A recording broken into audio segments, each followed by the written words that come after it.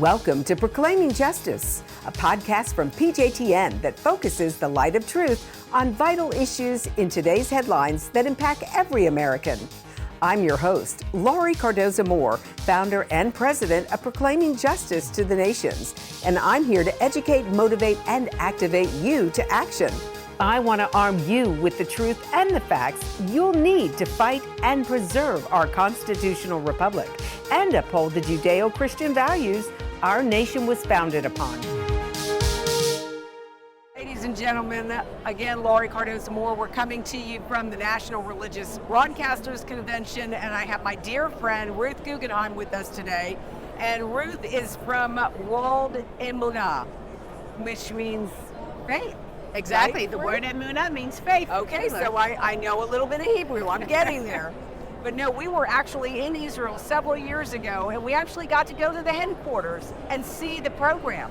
So we have Ruth here today to talk to us about where Israel is right now, post October 7th. And all of our interviews at NRB this year are focused on that. How can we as Christians support our Jewish brethren in Israel? We need to understand what they're going through right now so that we can help to lift up Israel's hands. So Ruth, thank you so much for coming over and being part of this incredible conference. Thank you, Laurie, for having me. It's an honor for me to be here with you and with everyone at NRB because we really appreciate the support and love from our Christian friends. Trust me, the honor is all of ours. And I get so excited every year at NRB. I see more and more pro-Israel, more Jewish participation in the National Religious Broadcasters Convention. I've been pushing this for many years. We have to stand with our Jewish brethren, and so we need to bring them to the NRB so that we can hear from them firsthand. So we want to know, how can we help you? Tell us a little bit about where Israel is post October 7th. Okay, so thank you for asking, Laurie. I would say the very first thing we need is prayer. We need a unified prayer regardless of our faith system. God wants to hear from all of us because we are in this together. Even though we in Israel, the Jews that are on the ground, in the military, on the day-to-day basis in Israel, we might be on the front lines of this war, but this war is a spiritual and global war that's only going to continue to expand, to be perfectly honest. So God positioned us, I guess, to be like that front line barrier to make sure that we've got to stop it here and now. Israel has put up with Hamas and with terrorism every single day since way before the Medina, before the modern day of Israel in 1948 was created. We were having terrorist attacks in the 1920s. That's right. And that. And That's right. You know, I think besides prayer is a very real thing we need, but education is critical. Because I believe that, not I, but everyone knows that the average, especially American, has absolutely no knowledge of any of the history that's going on in the Middle East. And without accurate facts and understanding and appreciation of the mindset, the ideology behind these terrorist organizations, and reading their charters and looking at the historical facts that are on the ground, people don't understand what this war is about and why Israel is in the right to protect itself, protect our people, and the rest of the society. Absolutely. So, amen. So, go ahead. So tell us, what is the World Emunah doing to help through this process? This is this is actually in our lifetime. I think this is the worst that we've ever seen. I mean, Israel had its challenges through all the different wars, but this seems to be different. How is it affecting the average Israeli? From a war perspective, it is the longest war we've had to deal with in the land, and it is affecting people. It's two almost components, Laurie. One is the collective community, and as a collective Jewish and Israeli community, we are very unified. You know, I would say at this point, thank God, still 90% of the people are behind what's going on, understand what happened to their families, their loved ones, whether it was down in the south or now in the north or anywhere throughout Israel. So we're very unified, and we believe that this is our right to protect our people. Right. So it's that, but on a single level, on an individual level, the you, the me's, the mothers of societies, the fathers, the children, it's very different. Emunah, which means faith, which is an 85-year-old organization that one of our focuses has always been counseling and therapy, healing the people from a therapeutic crisis counseling point of view. You're going back even pre the modern state of Israel. Exactly. 85 years? We are 85 years, a little over 85 years old. Emunah was started by a group of religious Jewish women in the late 1930s to start with, if you're familiar with the kinder transports, children where they tried to get them out of the European countries, Germany, France, Italy, countries that were actually going to start, turning against the Jews. So the kinder transports took some of these children. The Emunah women, the women that started the organization, created the shelters, the first shelters in the land, in the Holy Land, to protect our people and to bring the children there. Once they had the children and they were hoping to reunite the families, unfortunately we know that didn't happen, but then we had these homes, shelters. We needed to start educating, we needed to start healing the people, we needed to start giving them a direction to grow as the country grew in the 50s and 60s and 70s. So Emunah went from shelter to educational programs, and we have we have 4 of the biggest schools for girls in Israel. We have a college for women.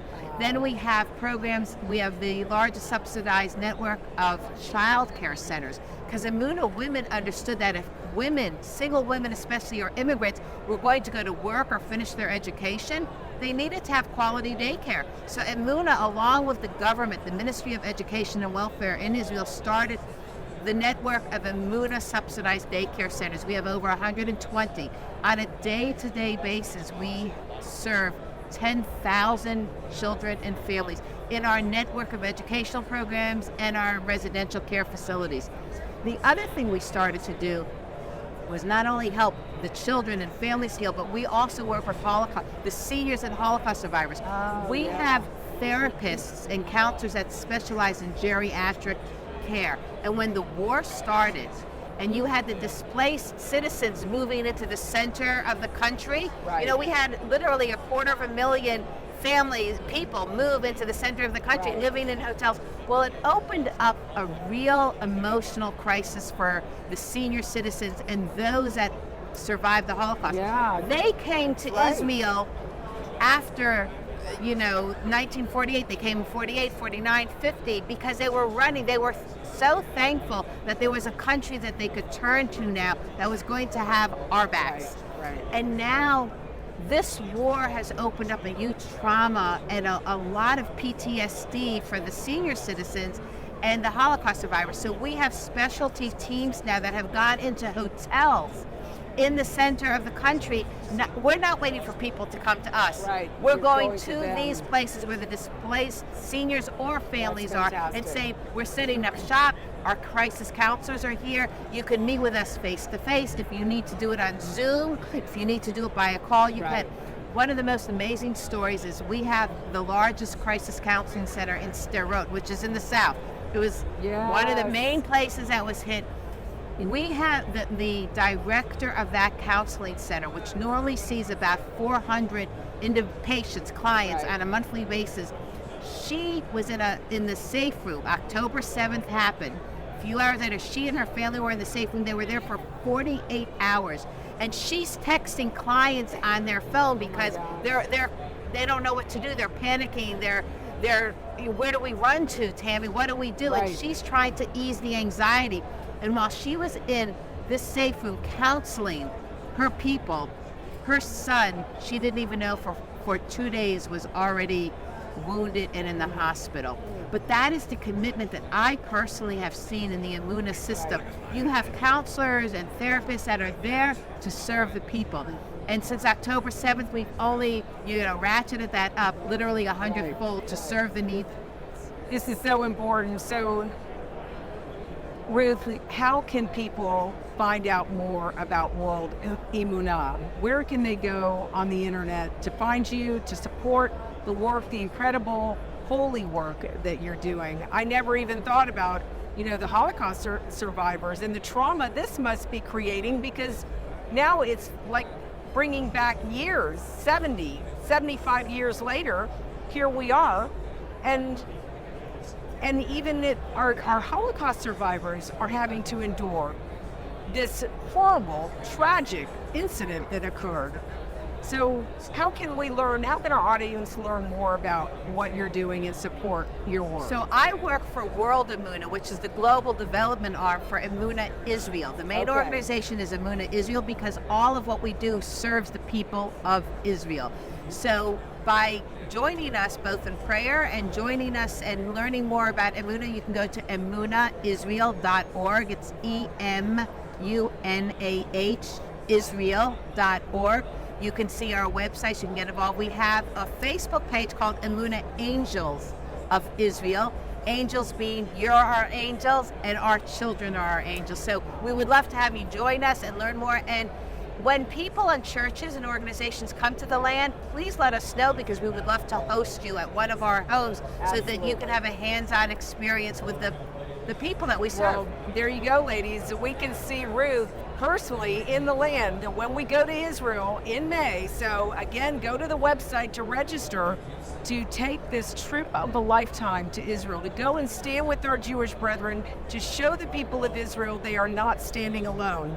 So Ruth, God bless you. Thank you so much for taking this time to be with us at PJTN. And we'll see you in the land in May. Okay. Yes. Amen. Thank you again for joining me on this edition of Proclaiming Justice. Please share this podcast with your family and friends. For more information about how you can get involved, please visit our website at pjtn.org. As a PJTN Watchman, you can help us keep up the fight to preserve our freedom for our children and their children for such a time as this.